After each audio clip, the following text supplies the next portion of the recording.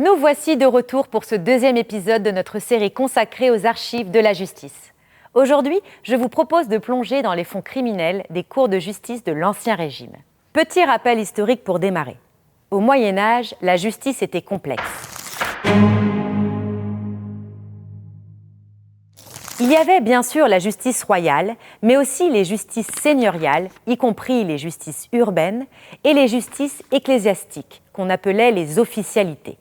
Le roi a commencé à prendre l'ascendant à partir du XIIIe siècle. Ces documents, classés en série B des archives départementales, sont une source d'une richesse incroyable. Ils permettent de comprendre les habitudes, les mœurs et l'organisation sociale du XVIe au XVIIIe siècle. Le volume de documents et la complexité de l'organisation judiciaire de cette époque peuvent sembler un obstacle. On ne va pas rentrer dans le détail de toutes les sources, mais on va voir ensemble comment accéder aux archives des jugements et identifier les éléments clés de la procédure judiciaire sous l'Ancien Régime. L'inventaire numérique de la série B est disponible en ligne. Il vous montre tous les documents conservés pour les différentes juridictions qui existaient sur le territoire de l'actuel département des Yvelines. Regardez cette boîte par exemple, côté B3755. Elle correspond aux pièces du greffe du bailliage royal de Versailles. C'est l'ensemble des traces écrites des procédures judiciaires.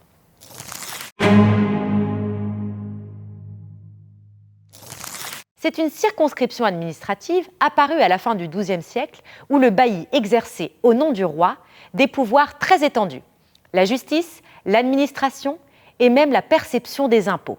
À la fin du XIVe siècle, le bailliage est devenu une véritable circonscription judiciaire dotée d'un tribunal compétent, notamment pour juger les procès impliquant des nobles. Le bailliage de Versailles était l'un des 4 bailliages royaux de la région, avec Mantes, Meulan et Montfort-l'Amaury, qui rendaient la justice au nom du roi de France. En explorant ces documents, on découvre l'éventail des compétences d'un bailliage royal. Au civil, il connaissait des affaires importantes dont l'objet ne dépassait pas 250 livres et des causes qui concernaient la noblesse. Au criminel, il s'occupait des questions des ports d'armes, des crimes de lèse-majesté ou des sacrilèges.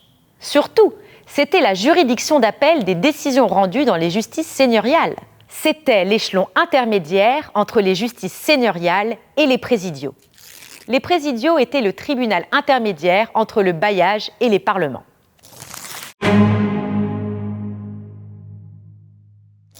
La présence de la cour à Versailles engendrait aussi une source d'archives particulière, les fonds issus de l'activité judiciaire du tribunal de la prévôté de l'hôtel. Ce tribunal traitait les affaires qui s'étaient déroulées à la cour du roi et dans les lieux alentours, ce qui lui donnait aussi un droit de justice sur des villages comme Noisy, Buc ou Guyancourt. Dans cette autre boîte, la B3334, les documents témoignent de cette activité et de l'organisation de la procédure judiciaire écrite. Par exemple, il y a ici une affaire d'assassinat et de vol commis sur le grand chemin de Saint-Cyr à Trappes, commencée le 1er juin 1764. Alors, comment commence la procédure ? Par une requête ou une supplique du demandeur, qui pouvait être un particulier ou le procureur du roi. Petite particularité, ce document étant le plus ancien de la procédure, se trouve généralement à la fin du dossier. Ensuite, on trouve les assignations de témoins, leurs auditions ou informations, les procès-verbaux d'écrou des accusés, leurs interrogatoires et éventuellement les procès-verbaux de perquisition ou les rapports de chirurgiens concernant les victimes. Ces documents mettent également en lumière l'utilisation de la torture comme moyen d'obtention des aveux et de la preuve de culpabilité. Sous l'Ancien Régime, le roi restait la plus haute autorité judiciaire.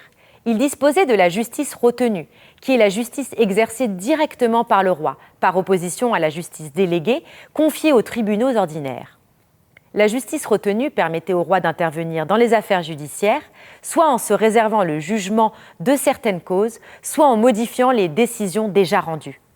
Dans cette affaire, l'un des accusés, Jean Dreux, a fait appel de sa condamnation à mort par supplice de la roue et pendaison. Un document sur parchemin, signé de la main même du roi Louis XV, lui a permis de voir cette peine commuée en galère à perpétuité. À côté de cette justice royale, les justices seigneuriales ont perduré au sein des multiples seigneuries locales jusqu'à l'abolition des privilèges le 4 août 1789. Leurs seigneurs pouvaient rendre la basse justice et traitaient les causes criminelles de peu d'importance, coups et blessures sans effusion de sang, injures, dégradation de biens.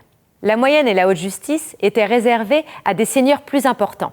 La haute justice permettait de juger tous les crimes, à condition de posséder une geôle ou prison sur son territoire. C'était le cas par exemple de la baronnie, plus tard érigée en marquisat, de Maule. Pour l'affaire de la baronnie de Maule, dossier B978 affaire Jean Bardou, le procès est aussi initié par une requête. En juin 1651, Nicolas Gourdet adresse sa supplique à Monsieur le bailli de Maule ou son lieutenant.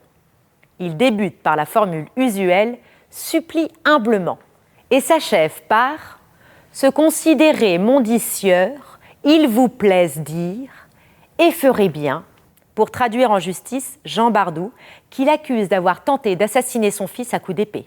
Ce dossier contient, comme pour les précédents, une audition de témoins, l'information, des interrogatoires et des rapports de chirurgiens. Vous le voyez, une plongée dans ces documents offre une possibilité unique.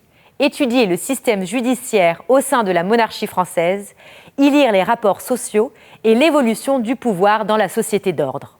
Dans une approche pédagogique, on peut prendre appui sur des affaires traitant des conflits concernant les droits seigneuriaux et faire un écho avec les cahiers de doléances. On peut également étudier les mentalités et questionner la conception des droits fondamentaux dans la société de l'Ancien Régime.